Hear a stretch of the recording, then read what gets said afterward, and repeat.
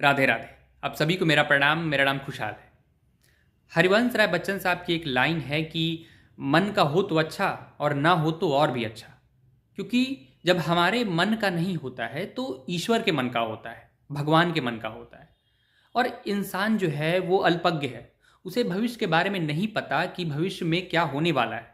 लेकिन फिर भी हम भविष्य को लेकर चिंतित रहते हैं कि मेरे साथ भविष्य में ऐसा होगा या ऐसा नहीं होगा। तो हमें भविष्य की चिंताएं जो हैं वो प्रभु पे छोड़ देनी चाहिए, ऊपर वाले पे छोड़ देनी चाहिए। क्योंकि नीट का समय बहुत नज़दीक आ चुका है, नया साल आ चुका है, 4 महीने बचे हैं। तो चिंताएं बढ़ रही होगी, लेकिन हमें प्रभु पे छोड़ देना चाहिए और जैसा चल रहा है हमें कर्म करते रहना चाहिए, जैसा चल रहा है चलने देना चाहिए। खैर, अब टॉपिक पे आते हैं कि मेरा सिलेबस कितना कंप्लीट हो चुका है। ये जानना आपके लिए बेहद ज़रूरी है, क्योंकि आपके मन में भी एक डर होगा कि कहीं मेरा सिलेबस पीछे तो नहीं चल रहा, या फिर मेरा सिलेबस अब ठीक चल रहा है या नहीं चल रहा है। तो वो मैं बताने आया हूँ। और मैं बता दूं कि सिलेबस तो बच्चे 2-3 महीने में भी बहुत बच्चे कंप्लीट कर लेते हैं। लेकिन मैं जो सिलेबस बताने वाला हूँ वो अपने कोचिंग के अकॉर्डिंग बताने वाला हूँ कि मैं कोचिंग के अनुसार चल रहा हूँ। मैं खुद से ही अपना मतलब सिलेबस खुद से कंप्लीट नहीं कर रहा हूँ। जैसे जैसे पढ़ाई हो रहा है मैं वैसे वैसे कर रहा हूँ। हाँ, कुछ एक्स्ट्रा एफर्ट भी लगा रहा हूँ, वो भी मैं आपको तरीके से सब बताऊँगा।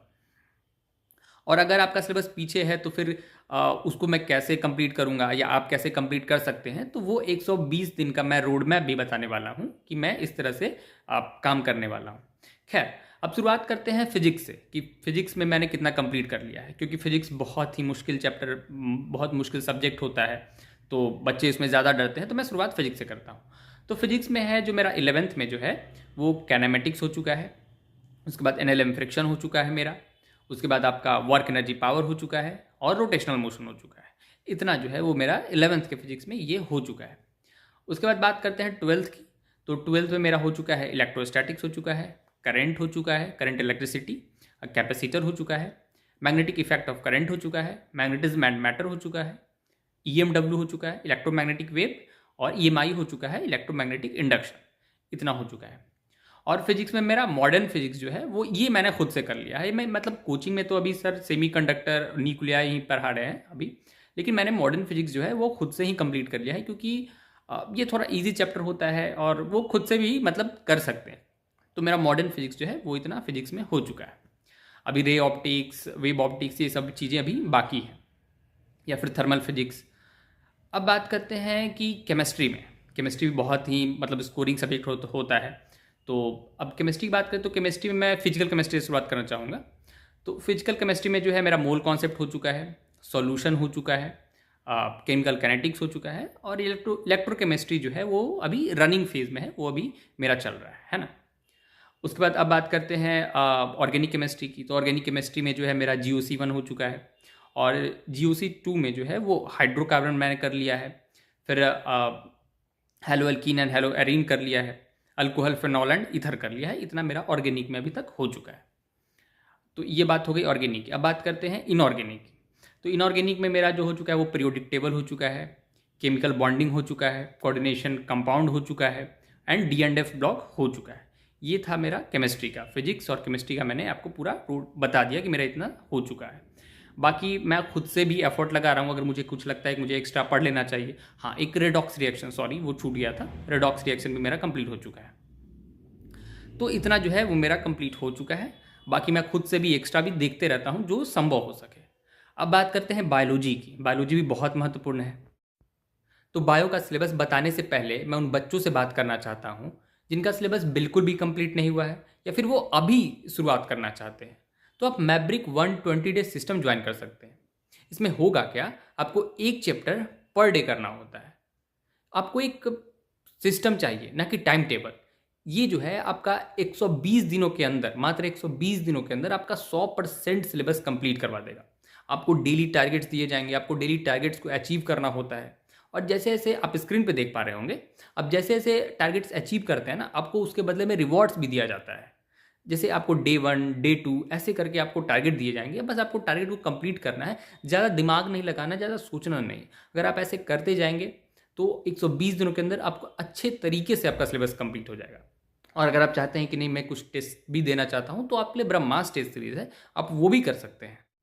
क्योंकि पढ़ाई के साथ साथ ना टेस्ट देना बहुत ज़्यादा ज़रूरी है। अगर आप टेस्ट नहीं देंगे तो आपके परफॉर्मेंस का पता नहीं चलेगा, आप अच्छा कर रहे हैं, ख़राब कर रहे हैं। तो मेरा जो विश्वास है वो ब्रह्मास्त्र टेस्ट सीरीज के प्रति ज़्यादा है, क्योंकि इसके जो सवाल है वो डायरेक्ट इससे नीट में आते हैं। मैंने प्रूफ भी देखा है। और क्योंकि हाँ, बहुत सारे कोचिंग वाले बोलते हैं कि उनका जो सवाल है वो डायरेक्ट इससे नीट में आता है, लेकिन उनके पास प्रूफ नहीं होता। इसलिए मेरा जो विश्वास है वो इस बार ब्रह्मास्त्र टेस्ट सीरीज के प्रति ज़्यादा है। और अगर आपकी इच्छा हो तो आप प्रिंटेड फॉर्म में भी चाहे तो निकलवा सकते हैं। जैसे कि आप ये सवाल देखिए, ये नीट 2025 के बाद फ्रेशली फ्रेम किया गया है। ये एनसीईआरटी बेस्ड भी है, ट्रिकी भी है। तो आपको इस तरह के सवाल मिलेंगे, अच्छे अच्छे सवाल मिलेंगे, ट्रिकी सवाल मिलेंगे, तो जिससे आपका दिमाग जो है वो खुलेगा। आप मेरा विश्वास मत कीजिए, आपको 7 दिन का फ्री ट्रायल है, आप चाहें तो वहाँ पे जाके आप देख सकते हैं। देखने में क्या हर्ज है।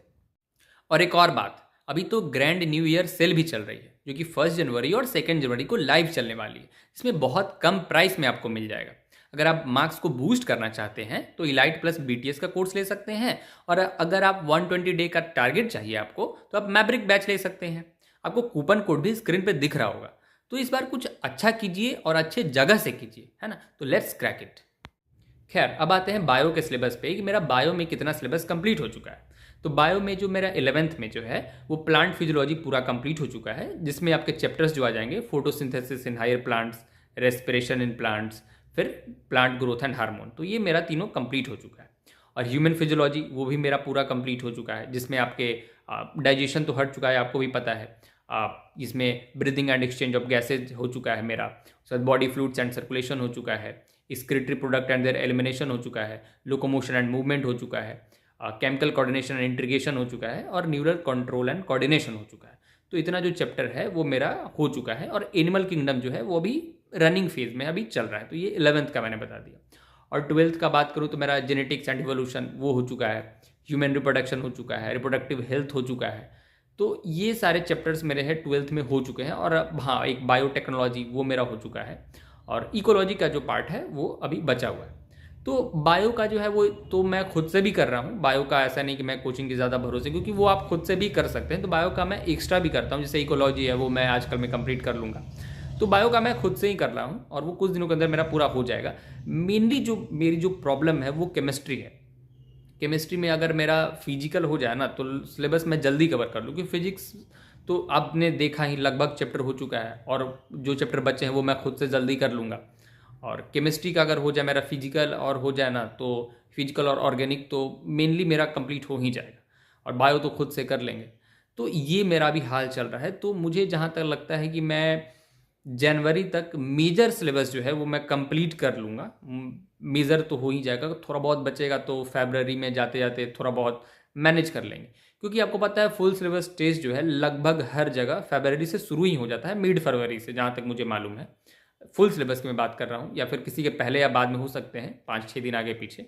तो इसलिए मैं कोशिश कर रहा हूँ कि जनवरी तक लगभग मेरा सिलेबस कंप्लीट हो जाए। 1-2 चैप्टर छूटे भी तो उतना मैनेज कर लेंगे। तो इस तरह से अभी चल रहा है। बाकी मैं अपडेट आपको देता ही रहूँगा कि किस तरह से मैं क्या करने वाला हूँ, आगे क्या चल रहा है, नहीं चल रहा है। आपका सिलेबस कहाँ पे पहुँचा है, आप किस तरह से कर रहे हैं। आप चाहें तो, अगर आपकी इच्छा हो तो आप कमेंट में बता सकते हैं कि आप किस तरह से सिलेबस को जल्दी करने की कोशिश कर रहे हैं, आप खुद से कर रहे हैं, या फिर आप कोचिंग के भरोसे ही बैठे हैं कि जैसे जैसे कोचिंग कहेगा मैं वैसे वैसे ही करूँगा। तो कमेंट में ज़रूर बताइएगा। तो ये था मेरा पूरा सिलेबस का हाल, इस तरह से मेरा चल रहा है। बाकी अपना ख्याल रखिएगा, मेहनत करते रहिएगा, अंत तक लड़ेंगे, जो होगा देखा जाएगा, जो मार्क्स आएगा वो भी देखा जाएगा। लेकिन हारना नहीं है, लगे रहना है। हम भी लगे हैं, आप भी लगे रहिए। इसी के साथ इस वीडियो को यहीं समाप्त करते हैं। अपना और अपने परिवार का ख्याल रखिएगा। राधे राधे।